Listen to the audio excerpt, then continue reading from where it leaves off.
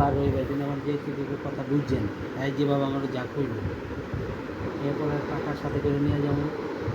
আইতে যেতে যে খরচ হলো, এই খরচ যদি কাজে না লাগে ওই টাকা, তাহলে এই খরচটাই নষ্ট হবে। আর যদি কাজে লাগে তো লাগবে। আপনি, আমি, চুন্নু আর হ্যাঁ চারজনে ঢাকায় এলো। আমি হ্যাঁ পেলাম। শোনেন, আপনি যত সহজে গল্পটা বলতেছেন, কাজটা কিন্তু এত সহজ। আমি একটা প্রশ্ন করছি, হ্যাঁ সব গুছাই নিয়েছি, আপনার কথা বলতেছে, সব সাজাই নিয়েছে।